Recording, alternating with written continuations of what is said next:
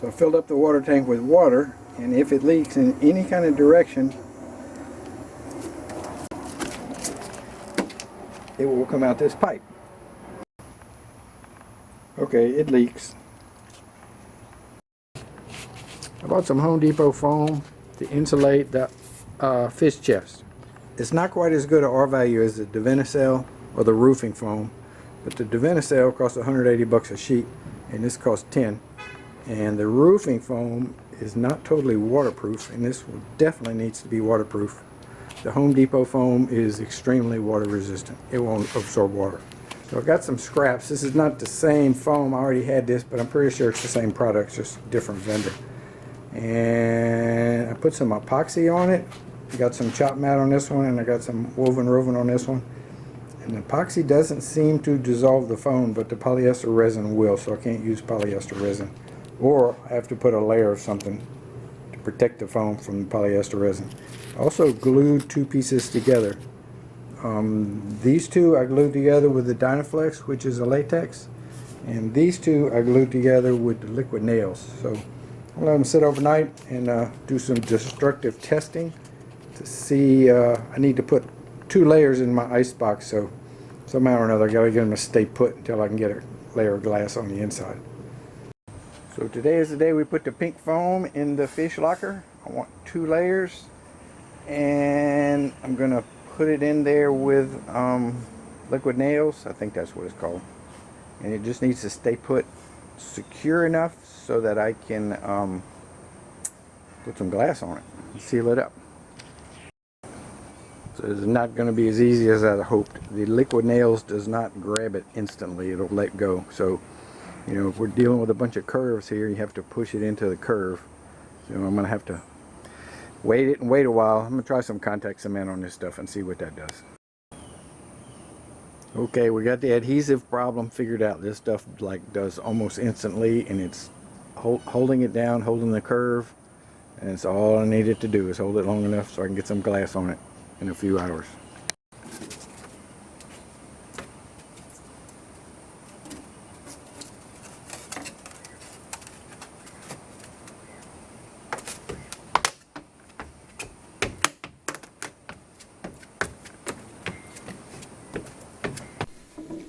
A really sharp blade in a box cutter cuts this stuff pretty well, but it tends to grab little chunks on the edge and roll them back. I just found the saw works better. And then what I found works even better is to cut the big pieces up into little pieces with the table saw. Just more manageable. You got to be careful with the table saw. The wind from the blade spinning tends to lift this stuff up and get it back into the blade after you finish the cut and kind of hurl it back at you and screw the piece all up.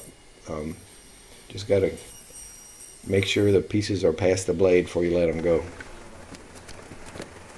Cut and fit these pieces pretty simple. Requires 4 tools: the straight edge, a Sharpie, the little saw, and a tape measure. But keeping up with all 4 of these things at any one time was a challenge for me. The Sharpie, there's a million places for the Sharpie to hide.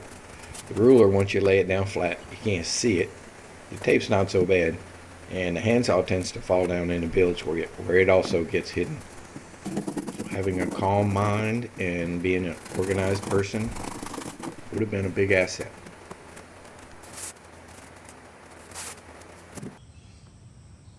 So this is why I like to experiment. I ran out of the spray adhesive that was working so well. I went and bought some more spray adhesive, and I said, well, let me check this out real quick. And it eats up the foam. So you gotta be careful when you're messing with all these foams and epoxies and resins and paints. They're not all compatible with each other. Okay, everything's doubled up, and now I'm gonna mark it 1 3/4 inches down from the top and trim it all the way around. That'll be 2 layers of foam and a 3/4 plywood brace. And I need the brace to go around the access manway when I cut the hole for it.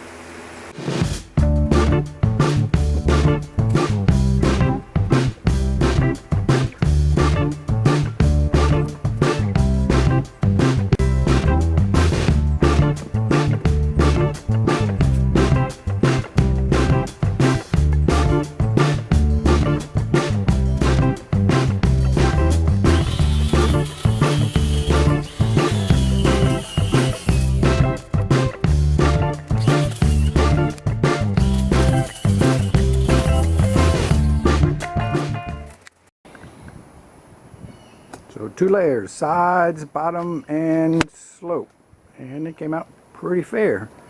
The key was cutting them up into little squares on the table saw, and then I could just sit there with the ruler, the tape measure, the Sharpie, and my handsaw, and just do a bunch of pieces without getting up and down. And I can make them fit better, having them smaller shape. I caulked all the joints. I did that so there wouldn't be any movement tomorrow when I'm trying to roll on glass. I don't want to do different panels moving around a little bit.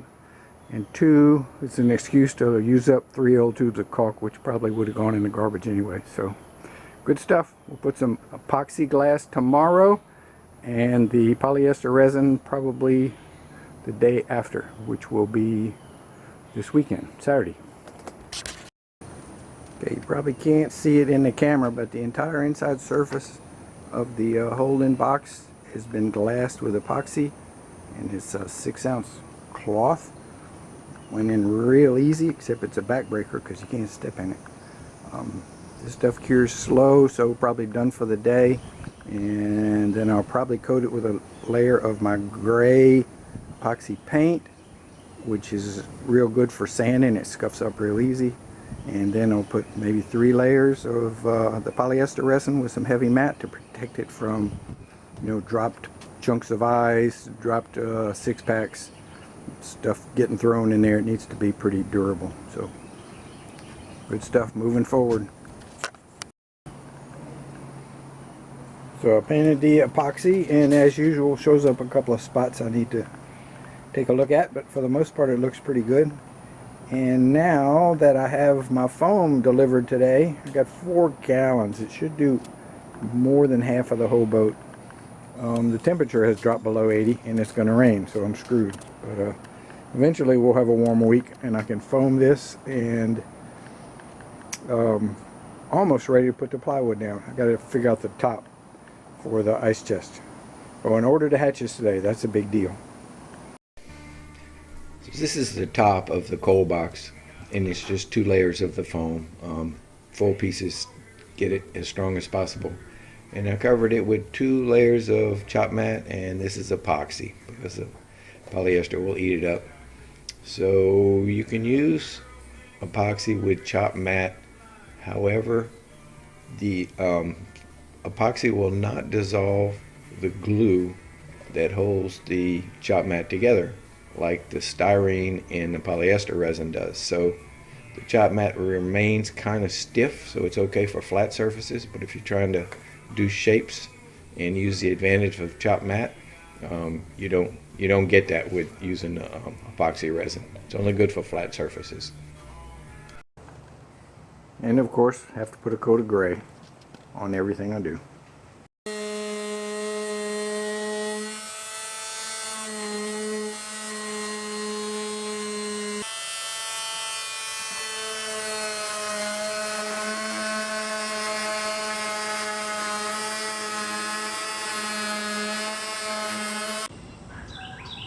So I'm filming with my phone because my camera's in the same room with a sleeping baby, and you never wake a sleeping baby. But yesterday I glassed 3/4 of the storage box, the insulated storage box. Now it had a layer of 6-ounce and 2 layers of epoxy paint. And that was basically to protect the foam from the polyester resin.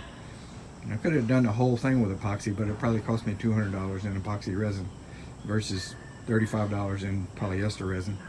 So yesterday I put the polyester resin and some cloth on that end, and then when I backed up where I couldn't stand anymore, called it. So today I'm going to finish it. I've got my chop mat, I got my woven, and I got some heavy combo mat to run down the middle, especially on this end where the hatch is, because there's, you know, always a chance somebody dropping a big block of ice or something down there. So this end I'm going to have a little beefier than the other end, and this glass is basically to protect the foam. It's already waterproof. I know that because it held water, and some water got under the gray paint, so I cut a little hole here to vacuum it all out, so I'm going to have to seal that hole real quick. But it's all good. I got my cloth, I got my mask, I got my caulk to put the little patch back. Got me some polyester resin, some hardener, some gloves, and no rain in the forecast, so we're gonna finish this up today. Then I'll need to paint it with a coat of the gray paint to get rid of the sticky, and then I'll sand the bumps, and then I'll put another layer of gray paint, and then we can cover this up as soon as we get the sides foamed, which will happen this weekend. We're expecting warm, dry weather, so we're on a roll here. But I got it, it's done. Got lots of layers on the bottom, a couple layers on the sides. When it dries, we'll paint it. I'll find all my boogers and we'll sand them down, and I'll paint it again, and then the topper will be ready to go on. And fix the leak in my water tank. I couldn't see it, so must have been a little leak, but it did leak all of it out in one night, so it was a big leak. I painted it again with the gray paint, and then I sprayed it with that spray that they advertise on TV all the time. And it's been holding water for 3 days, so I'm good.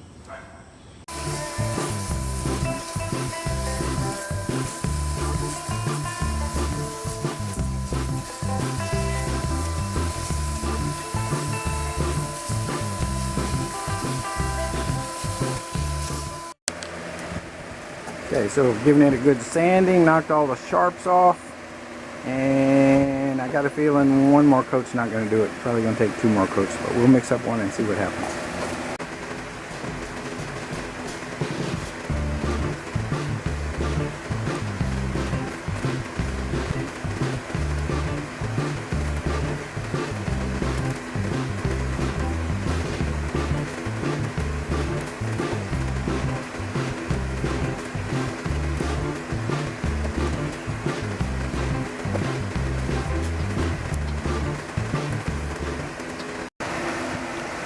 Okay, it looks good, but when it dries, I'll get down there and look at it very closely, because there was still some of the weave that wanted to be open. And you'd like roll it, and then you'd think you'd have it covered, and then the little holes would pop open again. So if all the weave is sealed up, I'll call it good. If still some open holes, we'll give it a light sanding and put another coat. This is the top to the cold storage box. It's 2 layers of foam, 2 layers of chop mat, and 2 layers of epoxy coating. And I was a little worried about over time maybe it's sagging. This is the bottom. So I'll put some stainless screws and some stainless washers into a piece of very hard mahogany. So this will span, and hopefully that'll keep the foam from sagging. It will also help brace up my plywood deck a little bit if I glue and screw it together. This is a really strong piece of wood. And on this end, the hatch will be somewhere in here. So on each end of the hatch will be another one of these boards. So I think sagging won't be a problem. I'm not going to put this hatch in anytime soon. I'm going to cover the deck like this is not even here. I'm going to glass it. I'm going to do all the work in the boat, all the fiberglass work, all the epoxy work, all the paint work, because all this will do is get messed up if I put it in now. And there's no reason I'll need to get in the cooler until the boat is basically finished and painted, and this will be one of the last things to go in, is this hatch. It's clean and new, and I want to keep it that way. The fish box lid is set in place. It's set in a bed of caulk, and then I put another caulk around the top, so it should be pretty water moisture proof, I guess. And now I am going to apply epoxy and put the deck down.